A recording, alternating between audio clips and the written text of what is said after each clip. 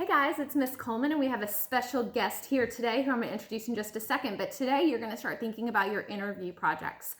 Okay, and so one of the first things that you'll probably be doing is opening up Google Classroom and finding the assignment. You read through here, and I'm going to post these questions in Google Classroom as well. This is the link to the AMI packet. There are 3 questions that you're going to think about whenever you decide to do your interview. And so I copied and pasted those 3 questions into a Google Doc. I also went down and there's a link to StoryCorps questions, and I copied and pasted the childhood questions. So I clicked on the link and then I scrolled down on StoryCorps, and there's a whole list of different questions, and I found the ones that said growing up. And I went ahead and I copied and pasted the growing up questions in as well. That way I have a whole bunch of questions to ask the person that I'm interviewing in case I run out of things to type. And my goal today is to type about a page.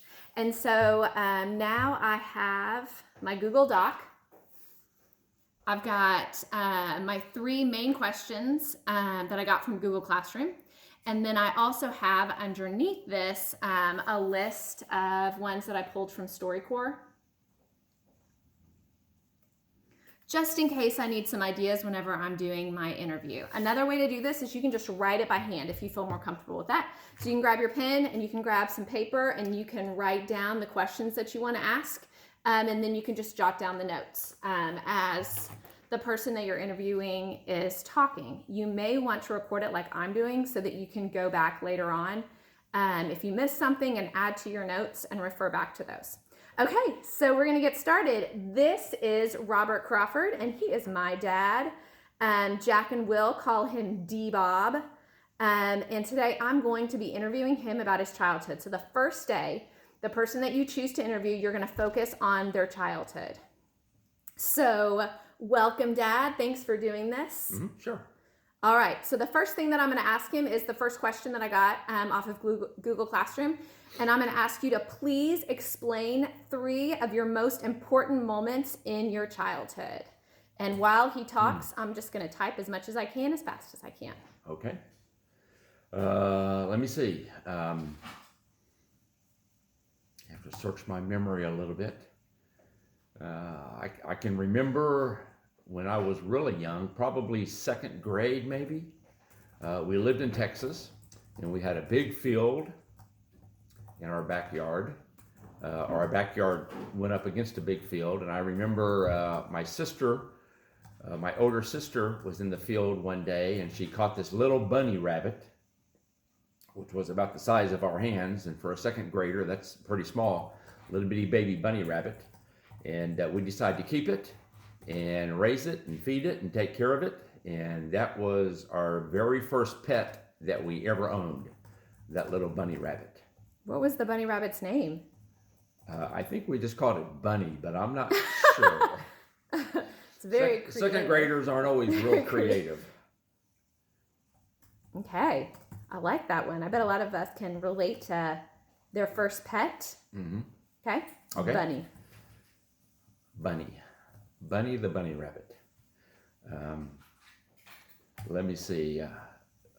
Second memorable event of my childhood, I can remember I was in the 7th grade, and I had just gone out for the football team for the very first time, because we didn't play football when we were 6th grade and younger back then. So I'd gone out for the football team in my 7th grade, and I can remember the 8th grade coach coming and watching our practice once, and he saw me play, and he asked me to come up and play on his 8th grade team, which was pretty cool. So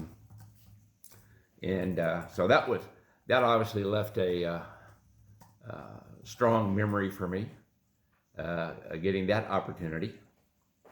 And we were actually in Fort Smith at the time. I was going to Kimmons Junior High School in Fort Smith. What position did you play? I played end. Back then, I think the tight end and the wide receiver end were basically the same position. So I played end or a receiver on the football team. Did you catch any touchdowns? Nope, no touchdown passes. Okay. After that year, did you keep playing football? Yes, I did keep playing football. My football career after that year was not quite as impressive as my second grade football year. Your Seventh grade. grade. I'm sorry, Okay. seventh grade football year. Yep, seventh grade football year. So I think I probably peaked in the seventh grade and then got on the other side of the curve after that. However, baseball, which I guess is my third memory that you want, Yeah. I was probably a little better at baseball, maybe a lot better at baseball than I was at football. I can remember in high school one year I was the pitcher on the team, and my younger brother, who's 3 years younger than me, was actually the shortstop on the team. And I can remember our last game of the season. It was critical that we win the game, because if we won, we would tie for first place and go into a playoff game. And if we lost, we would come in second place and our season would be over. So we were playing this game, and we had done real well through 8 innings. Matter of fact, we were ahead 5-0 through 8 innings, and I was still pitching. Let me see. Then the bottom of the 9th inning,